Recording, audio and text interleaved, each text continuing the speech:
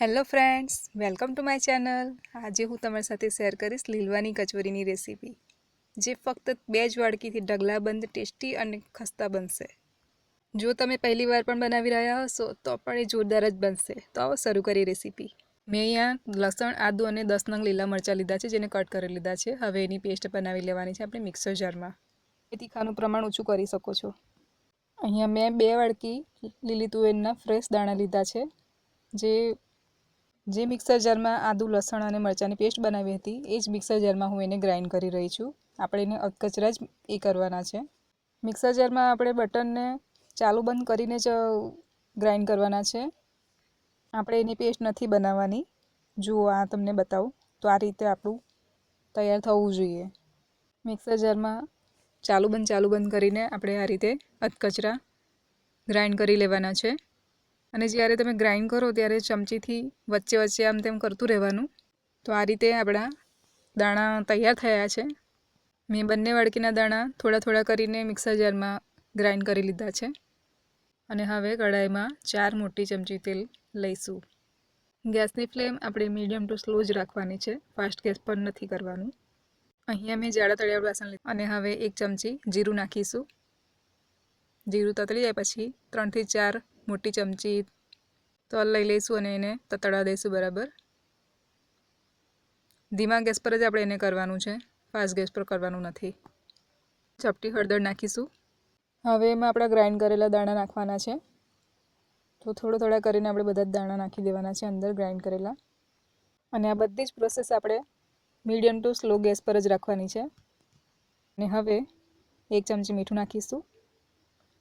ત્યાર પછી આપણે બરાબર એને મિક્સ કરી લેવાનું છે, ધીમા ગેસ પર જ. દાણાનો કલર થોડો બદલાઈ જાય ત્યાં સુધી આપણે સાતળી લેવાના છે. અને આમ એને ફેરવતા જ કરવાનું છે આપણે. સતત હલાવતા જઈને જ આપણે ફેરવી લેવાનું છે. ચોંટે ના તેનું ધ્યાન રાખીશું. અને હવે આપણે એમાં જે પેસ્ટ રેડી કરી હતી એ નાખીશું. અને એને પણ આપણે મિક્સ કરીને સાતળી લેવાનું છે મીડિયમ ગેસ પર. અને આને પણ આપણે 3 થી 4 મિનિટ માટે સાતળવાનું છે, જેથી કાચો સ્વાદ એમાં જે હોય તે ના રહે અને સરસ રીતે મિક્સ થઈ જાય એની અંદર. અને હવે આપણે બરાબર દાણા ચડી જાય એટલા માટે 1 વાડકી પાણી લઈશું અને બરાબર મિક્સ કરી લઈશું. અને પણ આપણે પાણી નાખ્યા બાદ પણ આપણે એને થોડી વાર માટે મીડિયમ ગેસની ફ્લેમ પર એને આપણે હલાવતા રહેવાનું છે થોડી વાર માટે, જેથી એ બરાબર મિક્સ થઈ જાય અંદર. મેં અહીંયા રૂમ ટેમ્પરેચર જ પાણી લીધું હતું, ગરમ પાણી મેં અહીંયા લીધું ન હતું. અને જેવું તમે પાણી નાખશો એવું ઓબ્ઝર્વ થઈ જશે અંદર. અને હવે 2 વાડકી પાણી નાખીને આપણે ઢાંકણ બંધ કરી દઈશું અને 5 થી 10 મિનિટ માટે કૂક કરવાનું છે.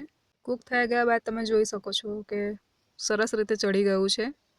અને હવે આપણે એને મીડિયમ ટુ સ્લો ગેસની ફ્લેમ પર જ આપણે એને બરાબર રીતે હલાવી લેવાનું છે, જેથી પાણીનો ભાગ અંદર ના રહે.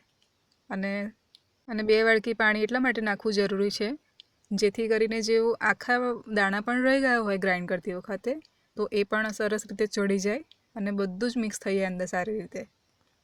તો આ રીતે આપણે મીડિયમ ગેસની ફ્લેમ પર જ હલાવી લેવાનું છે થોડી વાર માટે, જેથી કરીને પાણીનો પૂરેપૂરો ભાગ બળી જાય અને સરસ રીતે ડ્રાય જાય. અને હવે આપણે એમાં 3 ચમચી બેસન નાખીશું, જેને મેં શેકીને તૈયાર જ રાખ્યું હતું. જો તમારી પાસે બેસન અવેલેબલ ના હોય તો તમે શેકેલા ચણા જે હોય એને પણ તમે ગ્રાઇન્ડ કરીને યુઝ કરી શકો છો આ રીતે. અને હવે આપણે મિક્સ કરી લઈશું એને. મિક્સ થઈ ગયા બાદ હવે આપણે એમાં ક્રશ કરેલા કાજુનો ભૂકો નાખીશું. શેકેલા સિંગદાણાનો ભૂકો નાખીશું, જેને મેં મિક્સર જારમાં કરી લીધું હતું. કોપરાનું છીણ નાખીશું, જેને મેં શેકી લીધું હતું. મોટી 2 થી 3 ચમચી સૂકી દ્રાક્ષ છે. 1.5 ચમચી ગરમ મસાલો નાખવાનો છે આપણે અહીંયા. ત્યાર પછી 1 ચમચી ખાંડ નાખીશું. ત્યારબાદ અડધું લીંબુ નીચવી લઈશું એમાં. અને હવે ફ્રેશ લીલા ધાણા નાખીશું. તો આ બધી જ વસ્તુ આપણે સારી રીતે મિક્સ કરી લેવાની છે અંદર. અને ગેસની ફ્લેમ આપણે ધીમી જ રાખવાની છે. અને અહીંયા આપણી બધી જ વસ્તુ મિક્સ થઈ ગઈ છે. હવે ગેસને બંધ કરી દેવાનું છે. 10 મિનિટ જેવું ઠંડુ કરવા દેવાનું છે. થઈ જાય ત્યાર પછી આપણે ચેક કરી લેવાનું છે કે ગોળા બને છે કે કેવું. એના બહુ ઠંડુ નથી થવા દેવાનું આપણે. પકડી શકાય હોય તો આપણે ત્યારે જ એને ગોળા બનાવી લેવાના છે. અને આપણે બધા જ ગોળા અહીંયા રેડી કરી લીધા છે. અને હવે લોટ બાંધીશું એના માટે. અને અહીંયા મેં 2 વાડકી ઘઉંનો લોટ લીધો છે. તમે તમારી રીતે કોઈ પણ વાડકી સેટ કરી શકો છો. 3 ચમચી સૂજી લીધો છે અહીંયા મેં મેદાનો ઉપયોગ નથી કર્યો. અને હવે આપણે 1 ચમચી મીઠું નાખીશું. ત્યાર પછી બધું જ મિક્સ કરી લઈશું એની અંદર. હાથની મદદથી બરાબર રીતે મિક્સ કરી લેવાનું છે, જેથી સૂજી અને ઘઉંનો લોટ બરાબર સારી રીતે મિક્સ થઈ જાય. અને હવે આપણે 3 થી 4 મોટી ચમચી તેલ નાખીશું. તમે ઘીનો પણ ઉપયોગ કરી શકો છો, પણ અહીંયા તેલ લઈ રહી છું. અને એને પણ આપણે સારી રીતે મિક્સ કરવાનું છે. તો તમે અહીંયા જોઈ શકો છો, મેં અહીંયા સિંગતેલનો ઉપયોગ નથી કર્યો. સાદું જ ઓઇલ મેં અહીંયા યુઝ કર્યું છે, જેનો ટેસ્ટ એવો ના આવે. ગઠ્ઠા ના રહે એવી રીતે આપણે મિક્સ કરી લેવાનું છે, હાથથી મસળીને બરાબર રીતે. તમે જોઈ શકો છો અહીંયા. અને મુઠ્ઠી વાળીએ તો આ રીતે આપણું હોવું જોઈએ લોટ. તો એ રીતનું આપણું તેલનું પણ મિશ્રણ હોવું જોઈએ બરાબર રીતે. અને હવે આપણે એમાં પાણી લેવાનું છે. થોડું પાણી નાખીને આપણે લોટ બાંધી લેવાનો છે. અહીંયા આપણે સોજી લીધો છે એટલા માટે પાણી ખૂબ જ પ્રમાણમાં ઓબ્ઝર્વ કરશે. તો અહીંયા લગભગ 1.5 વાડકી જેટલું આપણે પાણી લઈશું. અને લોટને ઢીલો નથી બાંધવાનો, આપણે કઠણ જ બાંધવાનો છે, જેથી આપણી કચોરી જ્યારે બને તો એ ક્રિસ્પી બને અને વણવામાં પણ આપણને કોઈ પ્રોબ્લેમ ના થાય. એટલા માટે આપણે અહીંયા લોટ કઠણ બાંધીશું. બહુ વધારે પાણી ના પડી જાય એનું ધ્યાન રાખવું. સોજી છે અંદર એટલા માટે પાણી ઓબ્ઝર્વ કરતું જ રહેશે. એક સાથે બધું નથી નાખી દેવાનું. આપણે જેમ જેમ જરૂર જણાય ત્યારે જ આપણે પાણી થોડું એડ કરીને બાંધી લેવાનો છે, પૂરીના લોટની જેમ. અહીંયા આપણે 1 વાડકીની ઉપર પાણીની જરૂર પડશે, એટલે ટોટલ 1.5 વાડકીના પાણીની જરૂર પડશે. અને લોટ આપણો બંધાઈ ગયો છે આ રીતે. અને એના ઉપર થોડું આપણે તેલ નાખીને સરસ રીતે મસળી લેવાનો છે, જેથી સ્મૂથ વધારે થઈ જાય. બરાબર આ રીતે ગુંદી લેવાનો છે લોટને. અને ગુંદાઈ ગયા પછી તમે ચેક કરી શકો છો. તો જુઓ આ રીતે થવું જોઈએ. અને 5 થી 10 મિનિટ માટે આપણે એને ઢાંકી દેવાનો છે. લોટ સેટ થઈ ગયા પછી તમે આ રીતે લોહ બનાવીને તૈયાર કરી શકો છો. અહીંયા મેં આ રીતનું લોહ લીધું છે અને તેલથી એને ગ્રીસ કરી લીધું છે થોડું. અને હવે આપણે એને વણી લઈશું પાટલી પર. તમે પૂરીની સાઈઝ નાની મોટી રાખી શકો છો.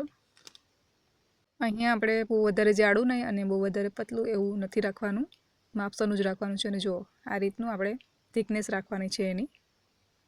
વણાઈ ગયા બાદ અહીંયા જે આપણે ગોળા તૈયાર કર્યા હતા તો એને આપણે આ રીતે હવે શેપ આપી દઈશું, કચોરીનો શેપ. તો આ રીતે સાઈડ પરથી ચપટી ભરીને લઈ લેવાનું છે, જેથી એક અલગ શેપ રેડી થશે આપણો. જો તમે જોઈ શકો છો અહીંયા બધી સાઈડથી આપણે આ રીતે લઈ લેવાનું છે. અને ઉપરથી બધા જ ભાગને ઉપરથી ભેગું કરી લેવાનું છે. અને વધારાનો જે ભાગ છે આપણે એને કાઢી લેવાનો છે. થોડો પણ એક્સ્ટ્રા ભાગ રાખવાનો નથી આપણે ઉપર. કાઢી લીધા બાદ આપણે એને બરાબર દબાવી લેવાનું છે. અને પાણીની મદદથી આપણે એને સીડી લેવાનું છે. અને હવે આપણે ફ્રાય કરવા માટે ચેક કરી લેવાનું છે તેલ. ગેસની ફ્લેમ મીડિયમ ટુ સ્લો જ રાખવાની છે આપણે અહીંયા પણ. તો તમે જોઈ શકો છો કે ઉપર આવી ગયું છે તળીને. તો બસ આ જ રીતને આપણે ગેસની ફ્લેમ રાખવાની છે. અને હવે આપણે જે પણ રેડી કરેલા છે કચોરી એ બધા જ હવે તળવા માટે આપણે મૂકી દેવાના છે કઢાઈમાં. કોઈ પણ વધારાની ઝંઝટ વગર આપણી કચોરી એકદમ સરસ રીતે રેડી થઈ જશે. અને એકદમ હેલ્ધી, કેમ કે આપણે અહીંયા ઘઉંનો લોટ જ યુઝ કર્યો છે, મેદો યુઝ નથી કર્યો. અને કચોરીને આપણે આ રીતે તેલની અંદર ઉલટ કરતું રહેવાનું છે. જો તમને મારી વિડીયો આ ગમી હોય તો એક લાઈક જરૂરથી કરજો. અને ફ્રેન્ડ્સ ફેમિલી સાથે શેર કરજો. અને મારી ચેનલને સબસ્ક્રાઈબ જરૂરથી કરજો. કલર ચેન્જ થાય ત્યાં સુધી તળવાની છે આપણે અહીંયા. અને આપણી ગરમા ગરમ કચોરી રેડી છે. હવે સર્વ કરીએ.